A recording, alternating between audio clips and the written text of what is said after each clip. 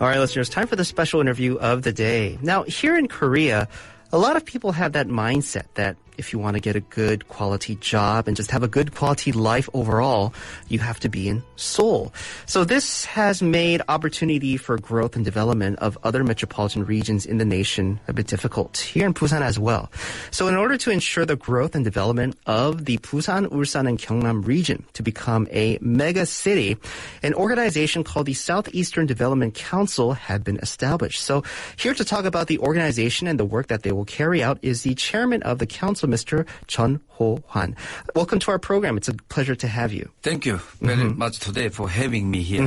This is my third time. Your second time on our program. We had you on as the president of PNU, I believe 2 years ago. Yeah, you were on our during program. my presidency. Yes, indeed. Yeah. It's good to have you back on our program as in another role as the chairman of this council. So first, tell our listeners a bit about the background of how and why the Southeastern Development Council was established. Yeah, sure. Have you heard about Hell Joseon? Yes. We should make our country Heaven Joseon, Korea. Right. I agree. So the population of Korea, more than 50% in Seoul, capital region, Seoul metropolitan, and the Gyeonggi, Incheon. And also the more than 80% of headquarters of corporate are gathered there.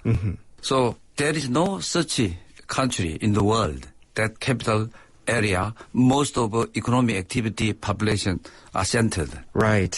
So without decentralization, our country, the prosperity cannot be promising.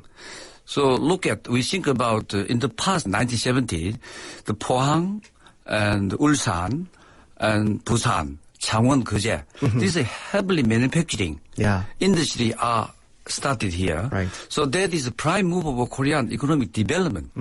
But now that this area, we call that is East Southern Sea Coastal Belt.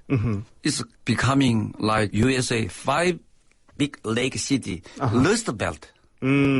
So to prevent that kind of unbalanced development of Korean territory, we have to unify this Busan and Ulsan and Gyeongnam, which used to be one province.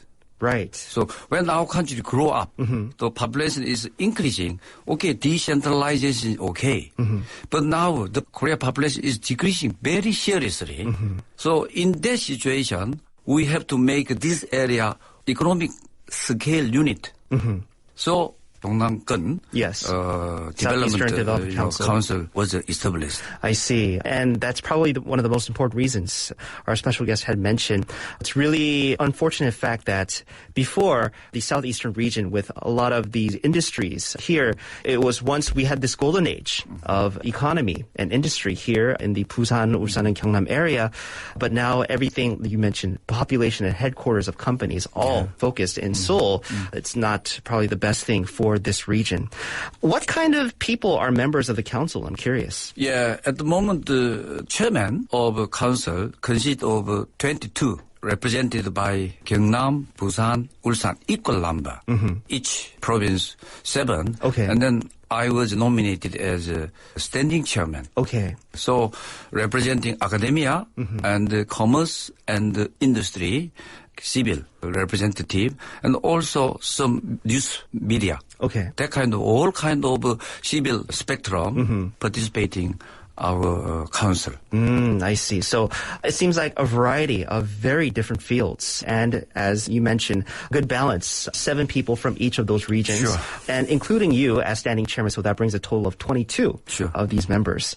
So the Southeastern Partnership, I guess we could call it, between Ulsan, Busan, and Gyeongnam, this has been ongoing up to now, and it has been continuing. So yes, so tell our listeners a bit about that. Yeah, so as you mentioned earlier, this area used to be the prime mover of Korean industrialization. But still we have a worldwide number 1 global company. Hyundai Heavy Industry, POSCO, Steel Industry, LG, Machinery, that kind of thing. The last year, National Statistics Office announced the production has fell. Compared to average of national production decrease rate, we are more than double. So industry are declining. The young people want to move out of this town area. And even Gyeonggi International Airport, since the 2002 Chinese civil aircraft disaster, the politician promised to make a safe 24 hours operation international airport. Still not happen. So that is only shouting, political propaganda.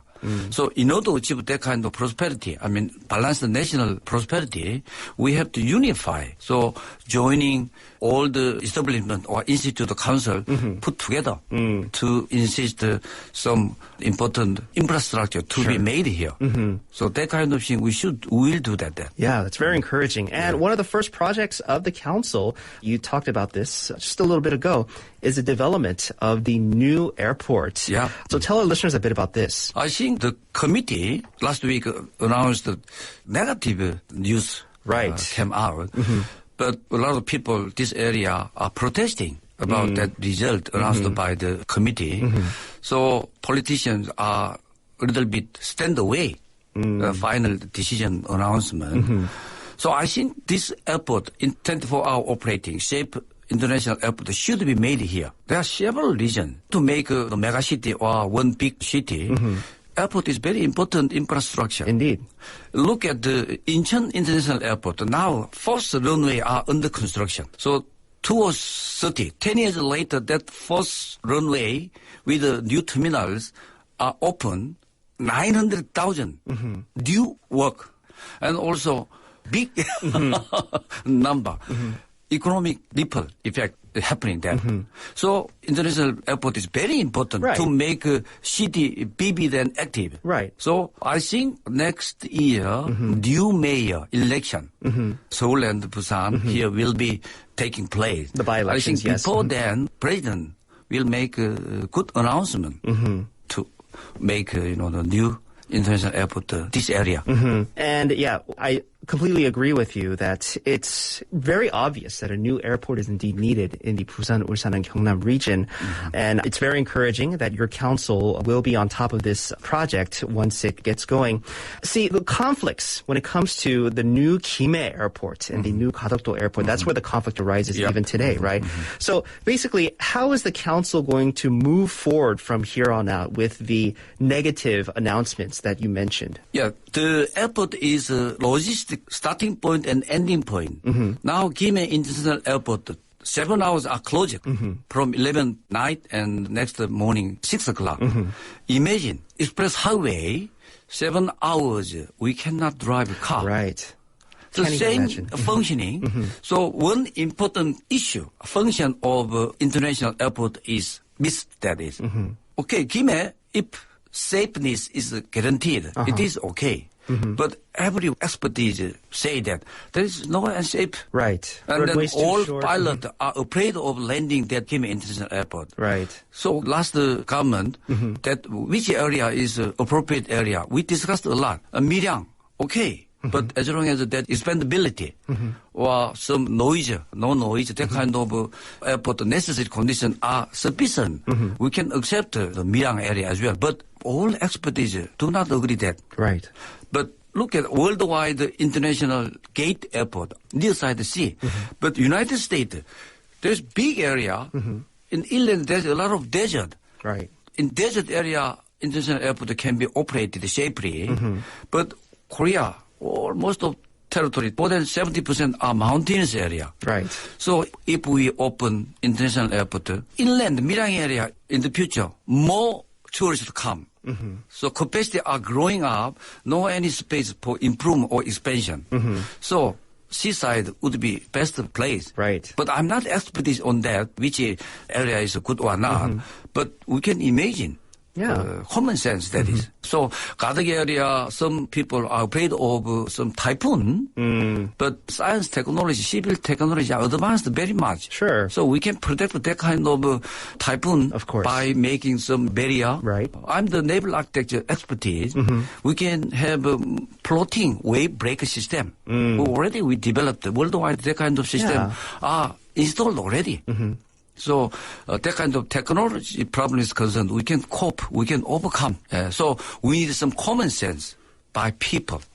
So politically agreed that, but I don't know why this is not happening until now. It's unfortunate. So in your opinion then, what do you think is needed to ensure the development of the new airport in Gadok? To Mega시티 here, I emphasize that we need an international safe 24-hour airport. So Gadok area is a wide open sea. There is no any obstacle there. Right. So very safe.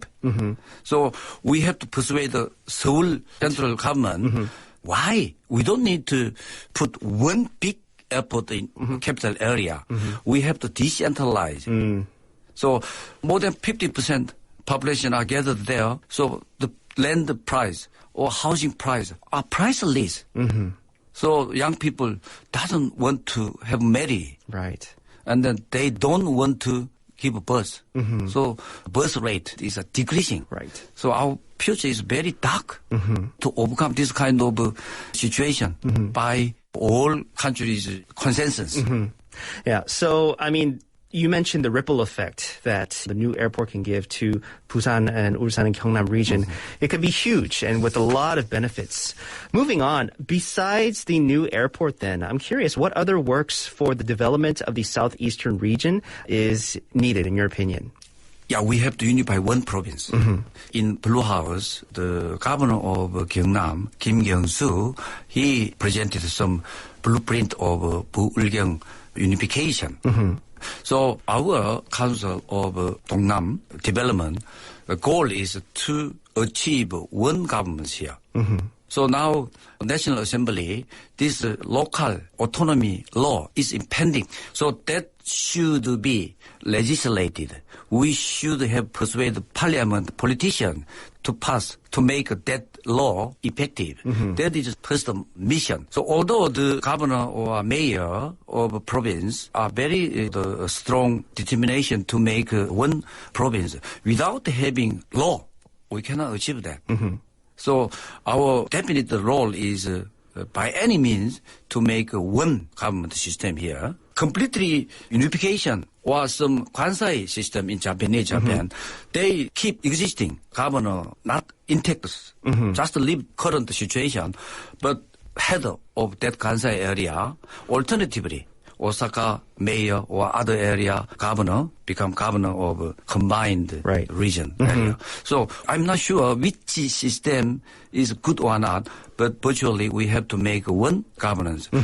That is economic scale unit we have to make. So population is decreasing and the economy is declining. So we have to unify. That is our goal. Right. And it's very encouraging that your council is working on that.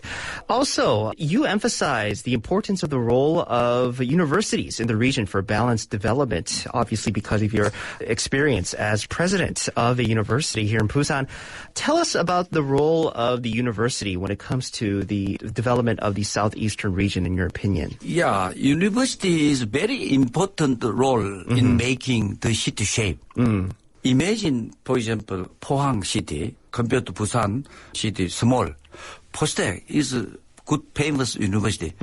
Can you imagine Pohang without Postec? How the city shape? Last year, the mayor of Pittsburgh, Murphy, visited our country. Sure. The Pittsburgh used to be very vivid town in USA, producing steel and the car manufacturer. But since the 90s, that became Rust Belt. He continued 3-term Pittsburgh city mayor.